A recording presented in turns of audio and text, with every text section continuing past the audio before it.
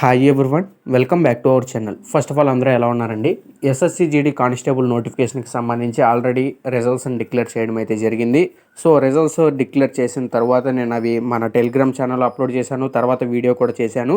మీకు రిజల్ట్స్ వచ్చేసి న్యూ వెబ్సైట్లో అప్లోడ్ చేయడమే జరిగింది. ఆ పీడిఎఫ్స్ అనేవి మొత్తం 4 లిస్టులు అయితే ఉంటాయి. ఒకటి మేల్ క్యాండిడేట్స్కి సంబంధించి, ఇంకోటి ఫీమేల్ క్యాండిడేట్స్ సంబంధించి విత్ హెల్ లిస్ట్ ఒకటి, డీబార్డ్ లిస్ట్ ఒకటి.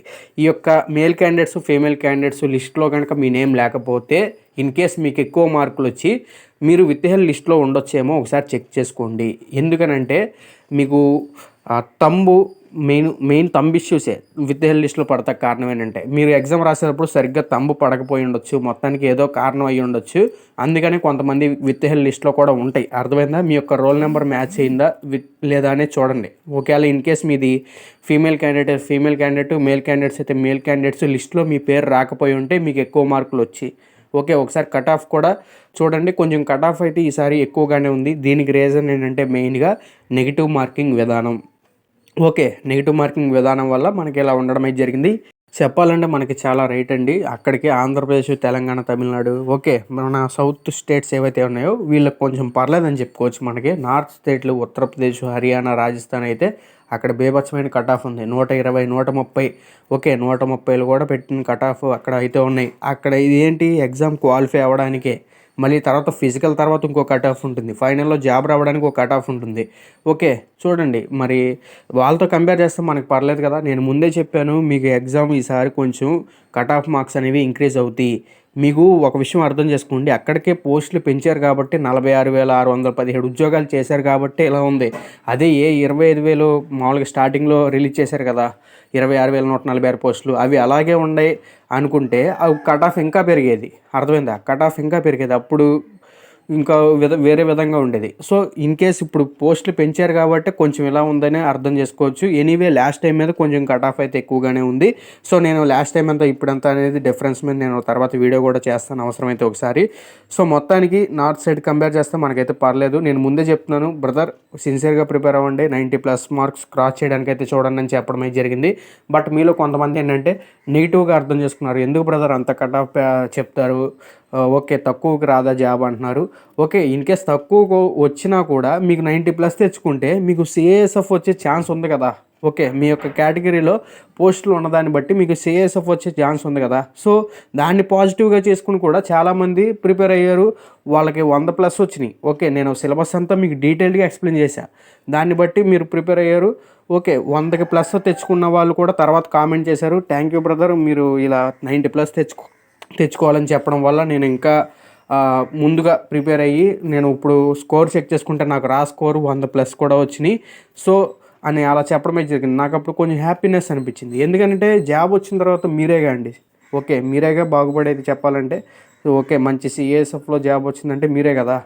సో అర్థం చేసుకోండి పాజిటివ్గా. సరే ఇప్పుడు అయిపోయింది. డిస్క్వాలిఫై అయిన వాళ్ళ పరిస్థితి ఏంటంటే, ఎలాగో ఆగస్టులో నోటిఫికేషన్ ఉంది కాబట్టి నెక్స్ట్ మీకోసం మళ్ళీ సిలబస్ పైన ఏంటి అనేది వీడియో మొత్తం చేస్తాను. మళ్ళీ ఏమేమి ప్రిపేర్ అవ్వాలి ఏంటి అనేది నెక్స్ట్ స్ట్రాటజీ మీద. సో దాన్ని అయితే ఎవరు మిస్ చేసుకోవద్దు, ఖచ్చితంగా ఫాలో అవుతూ ఉండండి. ఇప్పుడు ఎలాగో అయిపోయింది, ఇప్పుడైనా ఇంకా కాన్సన్ట్రేషన్గా ప్రిపేర్ అవ్వండి. అంతకంటే ముందు ఒకసారి ఏజ్ లిమిట్ అయితే చెక్ చేసుకోవాలి కదా. ఏజ్ లిమిట్ ఒకసారి చెక్ చేసుకోండి, నెక్స్ట్ నోటిఫికేషన్కి మనం ఎలిజిబులా లేదా అనేది. నేను దానిపైన కూడా వీడియో చేయడం అయితే జరిగింది. అవసరమైతే మీకు ఆ లింకు డిస్క్రిప్షన్లో ఇస్తాను, ఆ వీడియో లింకు ఒకసారి అయితే చూడండి నెక్స్ట్ నోటిఫికేషన్కి సంబంధించి. అలాగే ఇప్పుడు ఏంటంటే ఎగ్జామ్ రాసిన వాళ్ళు మీకు ఎంత స్కోర్ వచ్చిందనేది చెక్ చేసుకోవాలి కదా. మీకు రిజల్ట్స్ వచ్చేసి పీడిఎఫ్స్ అంటే క్వాలిఫైడ్ లిస్టులు అవన్నీ వచ్చేసి న్యూ వెబ్సైట్లో రిలీజ్ చేశారు.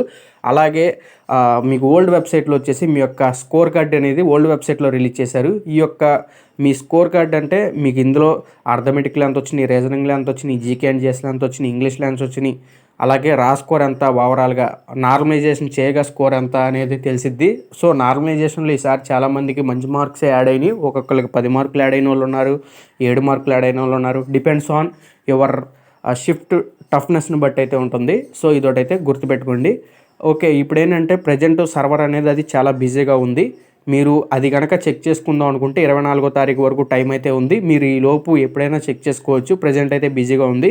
ఇప్పుడు దానికి ఏం కావాలంటే ఓల్డ్ వెబ్సైట్లోకి అయితే వెళ్ళాలండి. మీ యొక్క స్కోర్ కార్డ్ చెక్ చేసుకుందాం అనుకుంటే ssc.nic.in. ఓకే, మీకు అందులోకి వెళ్ళిన తర్వాత మీ యొక్క యూజర్ నేమ్ పాస్వర్డ్ ఎంటర్ చేసిన తర్వాత లాగిన్ అవుతారు కదా. ఆ తర్వాత మీకు రిజల్ట్స్ అండ్ మార్క్స్లో అప్పుడు మీకు అక్కడ కనిపిస్తుంది. రిజల్ట్స్ అండ్ మార్క్స్ మీద క్లిక్ చేస్తే ప్రజెంట్ SSGD కానిస్టేబుల్కి సంబంధించి రిజల్ట్స్ అయితే ఓపెన్ అవుతాయి.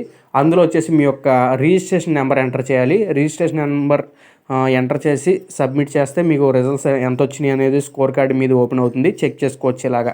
అర్థమైందా? ఓకే, ఇప్పుడు ఏంటంటే నెక్స్ట్ ఎవరైతే క్వాలిఫై అయిన వాళ్ళు ఉన్నారో వీళ్ళందరికీ మన తరపున కంగ్రాచులేషన్స్. ఇక నెక్స్ట్ మీకు పీఈటీ అండ్ పిఎస్టీ ఉంది కదా. ఈ పీఈటీ అండ్ పిఎస్టీకి సంబంధించి మీకు నోడల్ ఏజెన్సీ అనేది యాక్చువల్గా సిఆర్పిఎఫ్ఏ. అర్థమైందా? దాన్ని అయితే ఏం మార్చలేదు.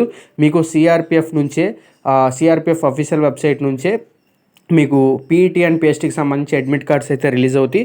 అవి కూడా త్వరలోనే రిలీజ్ అవుతాయి. రిలీజ్ అయిన తర్వాత నేనైతే మీకు వీడియో చేస్తాను. ఓకే, ఎలా డౌన్లోడ్ చేసుకోవాలి ఏంటి అనేది. సో ఇదొకటైతే గుర్తుపెట్టుకోండి.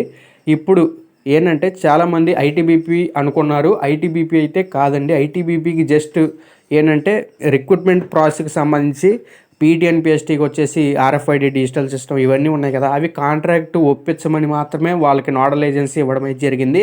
యాక్చువల్గా మొత్తం ప్రాసెస్ అంతా కండక్ట్ చేసేది మట్టికి సిఆర్పిఎఫ్ఏ.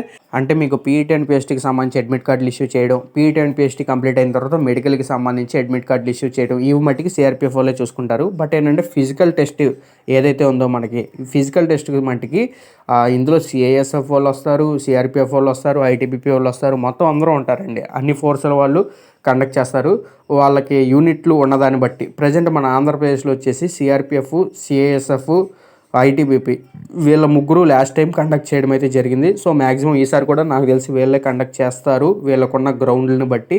ఓకే, మీకు ఆ గ్రౌండ్స్ ఏమి ఉంటాయి అనేది కూడా నేను క్లారిటీగా ఒక వీడియోలో మొన్న చెప్పడం అయితే జరిగింది. సో అవసరమైతే ఒకసారి ఆ వీడియో కూడా చూడండి, ఆంధ్రప్రదేశ్ అండ్ తెలంగాణలో ఏ గ్రౌండ్స్ ఇస్తారనేది. సో మొత్తానికి ఇన్ఫర్మేషన్ అయితే అర్థమైంది కదా. క్వాలిఫై కాని వాళ్ళు ఎటువంటి కంగారు పడాల్సిన అవసరం లేదు. సో నెక్స్ట్ నోటిఫికేషన్ ఆగస్ట్లో ఉంది. బట్ ఏంటంటే ఇన్ని వేకెన్సీస్ ఉండొచ్చో ఉండకపోవచ్చు అనేది అయితే చెప్పలేము. అర్థమైందా? మీకు ఇంట్రెస్ట్ ప్రిపేర్ అవుదాం అనుకుంటే ఇప్పటి నుంచే సిన్సియర్గా ప్రిపేర్ అవ్వండి. 6 నెలల దాకా టైం ఉంది. ఓకే.